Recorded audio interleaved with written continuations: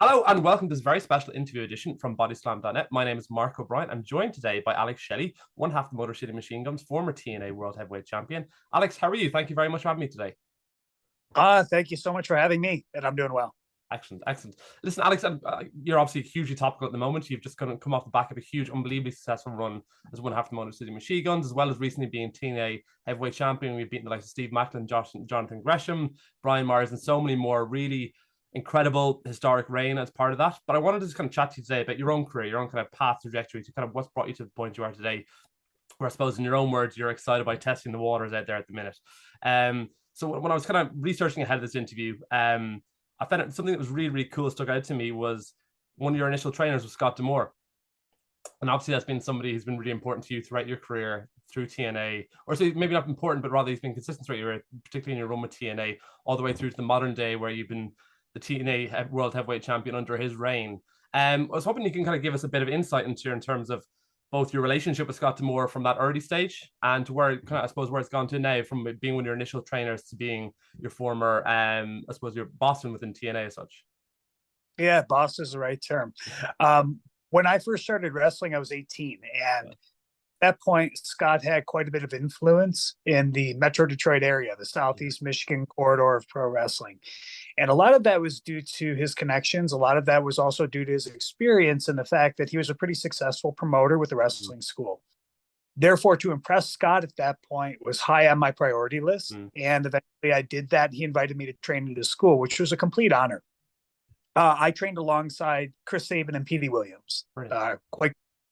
And we had already started having matches, but at the same time, we were the next generation of guys, along with Jimmy Jacobs, in this area were coming up. And we were also four of the only wrestlers who, at that point in time, were willing to get in a car and drive 6 hours for very little money, but great experience.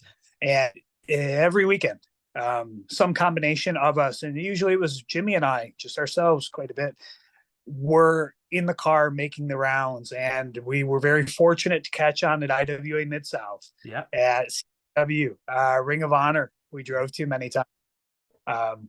And the four of us experienced various levels of success quite early because of that. And a lot of that was due to Scott both cultivating our talent in terms of using it and presenting it at a pretty high level in border city wrestling promotion, as well as nurturing it. And it was somebody who was kind of on the tail end of a generation that really doesn't get to impart their knowledge upon people all that often anymore. And a lot of these lessons, a lot of these tricks of the trade, I don't want to say they're lost. They're just a lot harder to find because wrestling is so different now. And this was 20 years ago. We were able to benefit from his learnings, and his mentors were guys like Terry Taylor. He worked in the WWF. He worked in WCW. So he got to be around all these different people who I grew up watching as a very young child. And they really, truly were both journeyman pro wrestlers, but also just cut from a different cloth. And it was a totally different generation. Every generation says that about the one previous and the one in front of them as well. But I'm very fortunate to have been able to participate in a lot of those learning sessions from Scott. As far as my personal relationship with him goes, he's always been a mentor to me outside the ring too. And I'm somebody who I don't know what the proper terminology would be. Maybe a bit of an aberrant in terms of pro wrestling, because there's been so many times in this industry, especially in the past, probably 10 to 15 years, where the business was going up or opportunities were in front of me. And I took a different route, usually in the form of academia. And I've gone to college 2 separate times. I have 2 degrees and part of a master's. Scott was always encouraging of that.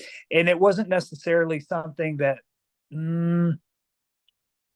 constructively built my pro wrestling career in a lot of ways. I had a friend of mine say that there were times where I took my foot off the gas when it related to wrestling to embark on these other ventures. And that's probably true, but I don't think anybody would argue that gaining a further education is a bad idea, that having a contingency plan outside of pro wrestling is a bad idea.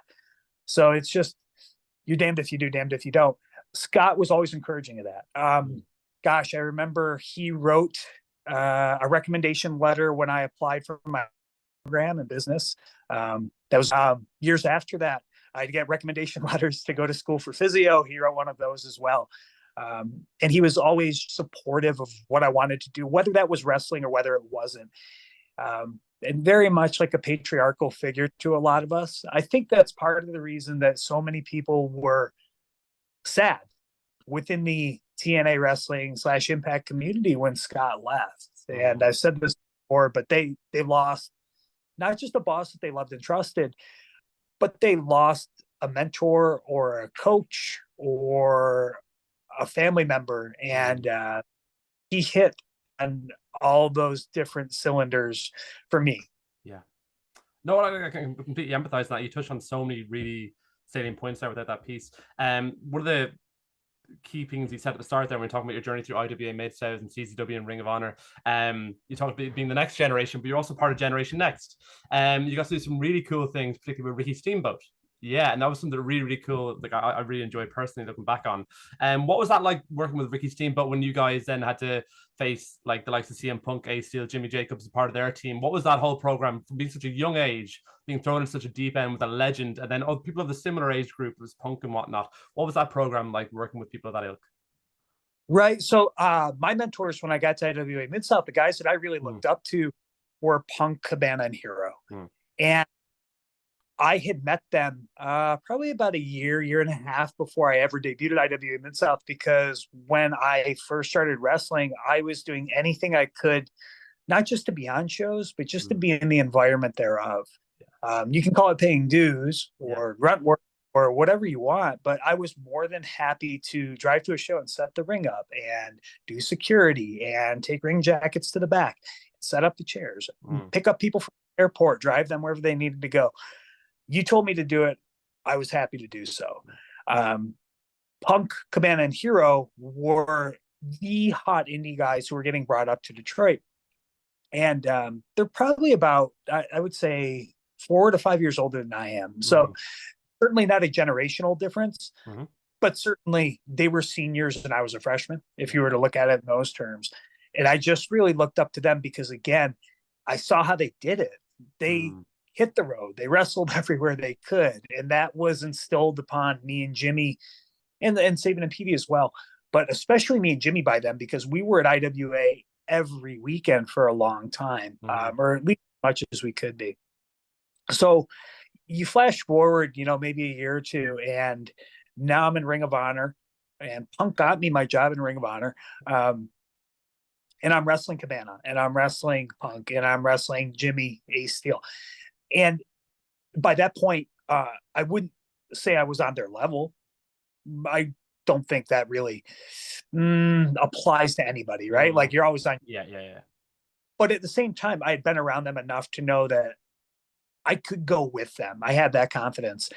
And working with somebody like Ricky Steamboat, he was probably, outside of Tracy Smothers in Sabu, the first legend I was around a lot in Ring of Honor. And that's part of the reason Gabe used him as much as he did, so we could learn from him.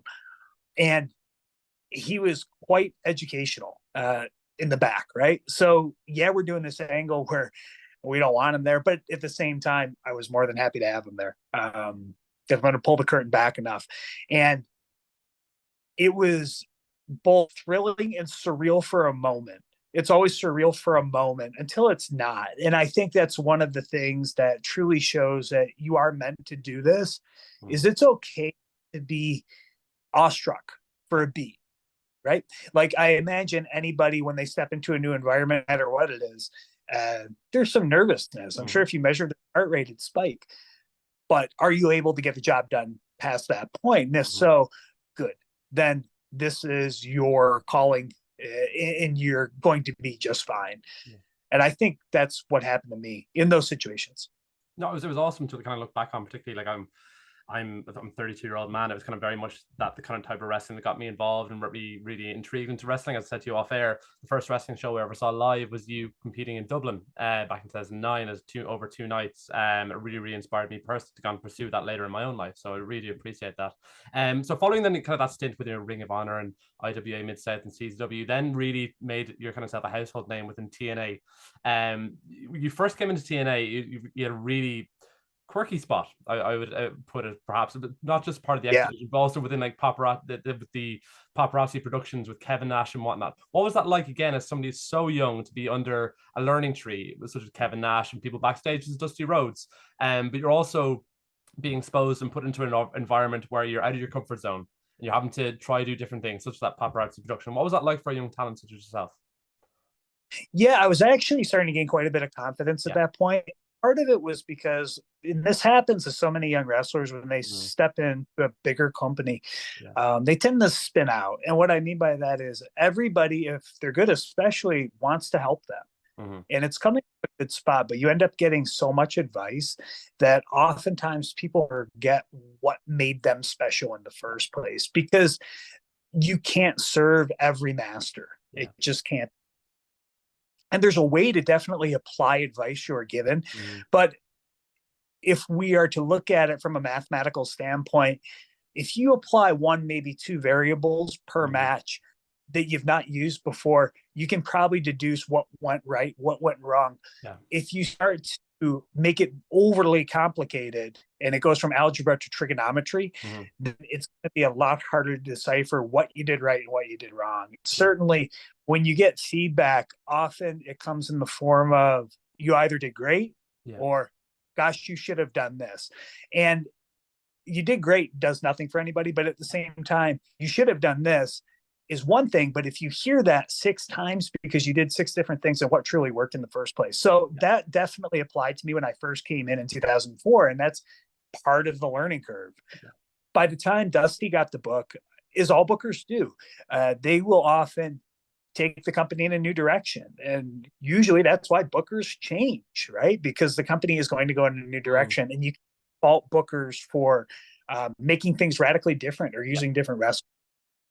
So they wanted to keep me under contract, but at the same time, I wanted to wrestle, and I wasn't going to be used on TV for an indefinite period. I asked for my release so I could go to Japan. And that was probably the best thing I could have done. So if you look at 2005, I really decided to myself internally, I'm still quite young at this point. I think I'm 22, 21. And okay, I'm going to knock it out of the park. I'm going to do as much as I can. I'm going to try everything. I'm going to knock on every door. And if somebody answers, great. And if they don't, I'm going to keep knocking until I'm told to go away. I got to go to Japan for 01 Max. Spanky took Brian Kendrick. And I did very well there, to the point where I was on every tour for the next year. Maybe 4 or 5 months after that, I got a call to come back to TNA, and I thought to myself, okay, let's learn from my mistakes the first time around, but now I'm going to wrestle the way I want to wrestle, and I'm going to do what I want to do, because I tried to listen to people the first time. It just didn't work, and I didn't feel good about it, right? Like, it just didn't feel right to me. But now I've been able to cut my teeth and start growing in Japan. And in the meantime, I'm wrestling for Ring of Honor. I'm wrestling for CZW. I'm doing the higher end tournaments like the Super 8. I had a WWE tryout. So it's going well. And that was when I really started to realize, okay, I can do this. I got this now. When they put me with Kevin, though, that was, again, a moment where you're awestruck, but just for a second. Okay, wow, like Kevin Nash. And this is a guy who I had learned so much from some of the veterans prior. I'd already named Steamboat and Tracy Smothers and Sabu and Scott too. But Kevin Nash was a guy who's been in Adam Sandler movies, a guy who was instrumental in the Monday Night Wars. And they wanted me to go back and forth with him verbally. Okay, I guess they put me in the spot for a reason. But what I lucked into was a situation where we're both from Detroit. We both had like the angry Midwestern roots within us. We both grew up in the same areas. We both had similar upbringings. And that commonality made it a lot easier for me. So right out of the rip, after we filmed our first few Paparazzi production series together, it was like, oh man, This was super fun. And Kevin said, they wanted me to treat you like my young boy. Like, you can be my young boy, but I'm not going to treat you like that. And I was so lucky to have his mentorship for a year. He never treated me as anything less than, to some extent, an equal, as far as the character work went. And that was massively beneficial for me. Because of that, we got a better output. People still talk about those things today. Yeah. And I'm so proud of the fact that, and Kevin attested this, like, none of it was written for us per se, right? They would create these overarching situations, but the verbiage for the most part was just Kevin and I riffing, and Jeremy Borash had a huge hand in that too. Outside of the three of us, though, like, nothing was written down. There was no script, nothing. It was just us. And I love that part of it. That was awesome. Like, that's like you're talking about there. That's incredibly brave, being able to take a step away from a relatively secured environment, even though you're not going to be performing. It's probably a regular paycheck as well. As somebody at such a young age, to back yourself, to go to different continents, over to 0-1 in Japan, become the US champion, face Andre Dutt, Christopher Daniels, having so many amazing matches over there as well. But then when you after you've kind of finished up with Paparazzi Productions, you then moved into what I think was one of the catalysts for TNA really taking off at a time, when they really kind of invested in their tag team division. You were then teamed up with Chris Sabin as part of the Motor City Machine Guns. You're a time when there's yourselves, LAX, Team 3D, Beer Money, and obviously the British Invasion, so many amazing teams. What was that run like for you personally from that 2007, 2010, 12 period? What was that like in particular? Because it really captured the imagination. You guys in particular stood out head and shoulders above everybody else in that division, in my opinion. So honestly, if it weren't for 0-1, there would be no Motor City Machine Guns. They asked me to pick a tag team partner for my third challenge at their NWA Junior Heavyweight titles, and I picked Sabin. Yeah. And by that point, he and I had so many matches against each other, and we had been so comfortable with each other because we had been friends since 2002. So almost 5 years of really close friendship at this point. And we won. I didn't think we were going to win, but we won the belts. And when we did, we main evented this Quark and Hall show, which was sold out for 0-1 Max. That was a good thing at the time. And they said, please take the belts back to North America and defend them. Okay, so we took it back. And at that point in time, he's a good guy in TNA, and I'm whatever the hell I am. But PWG gets credit because they were the first American company to book us as a tag team. And we wrestled a lot for this smaller independent that was quite impressive, historically called UWA in Toronto. So we were defending these belts in the US and Canada. And long story short, TNA didn't really see us as a team. That changed in 2007. They had a lockdown match in Missouri. And it was a 5-way X Division match. Just so happened that Sabin and I, by that point, were the only two bad guys in it. So we decided, why don't we use our tag team? And we did that. And when people saw him for the first time, I think they were kind of blown away. It's just like, wow, the timing of these guys is pretty impressive. Ultimately, that's what it was. So we developed this style, and both of us had a lot of Japanese experience at that point. He had worked for All Japan quite a bit.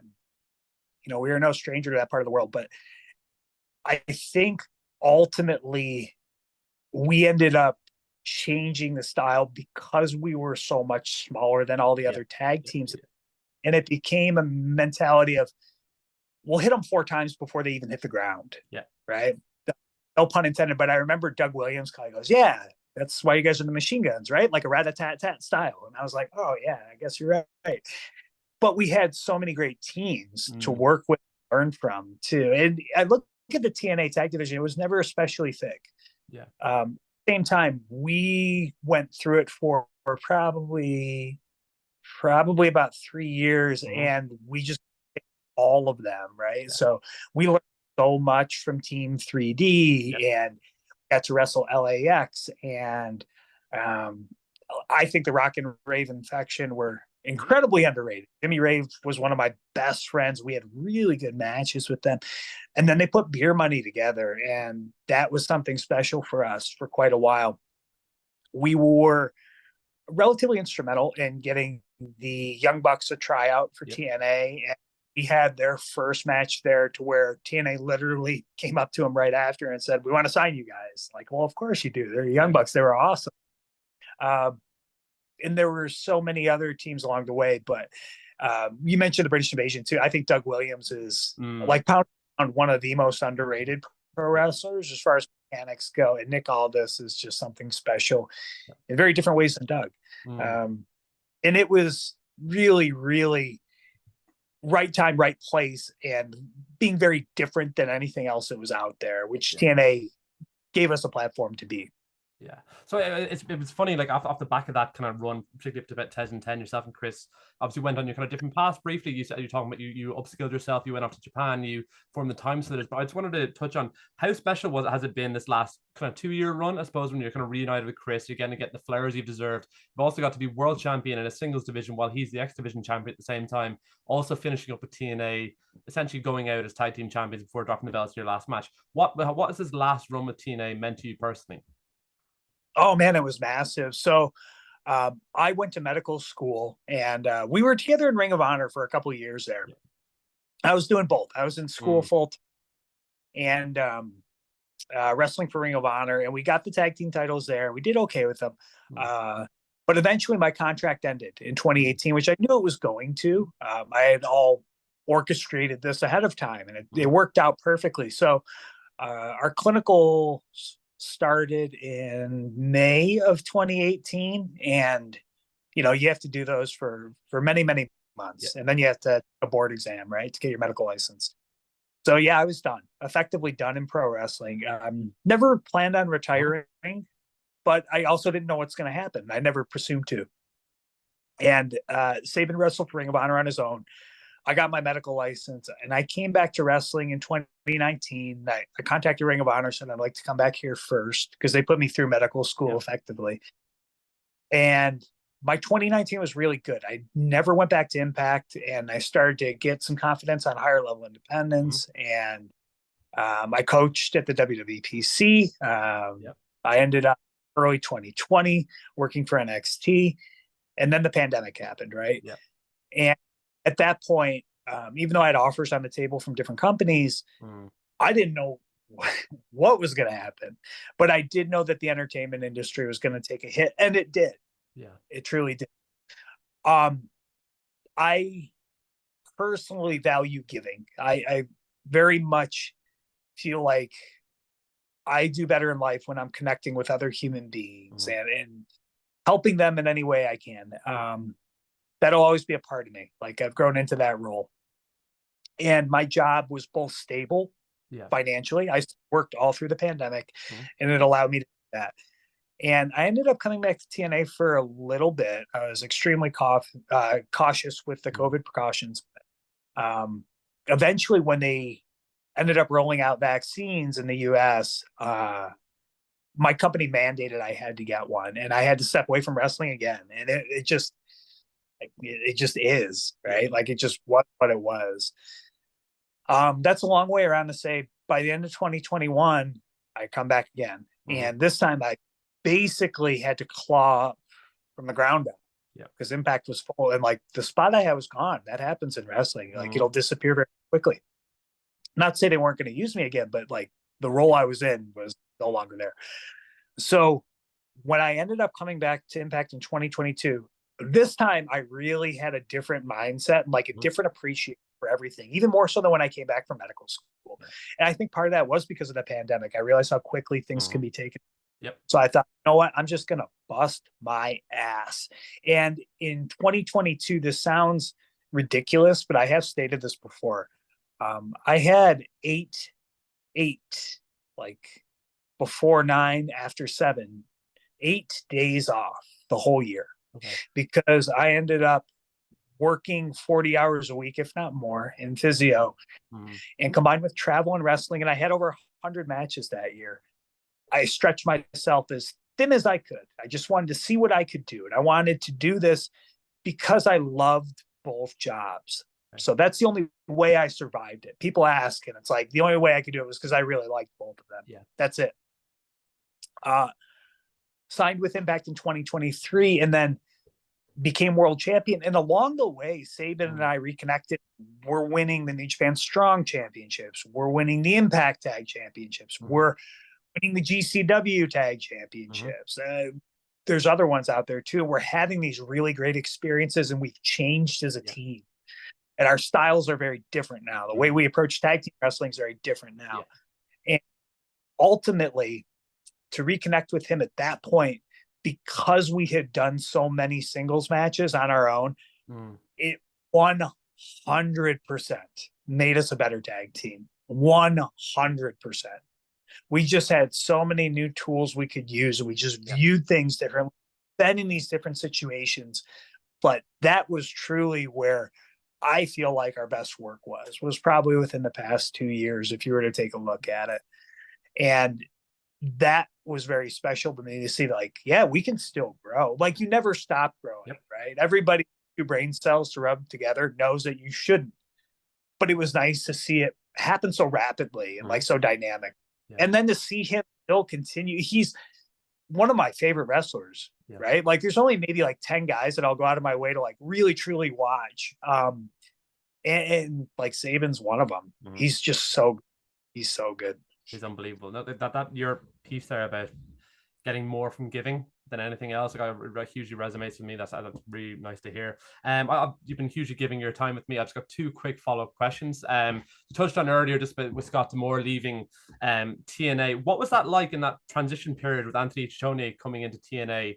What was that? There was all sorts of speculation going on within the internet and whatnot. What was that like for you personally, as being part of such a long-term member of the TNA roster at the time, and how did that affect you personally? It was very sad. Yeah. And again,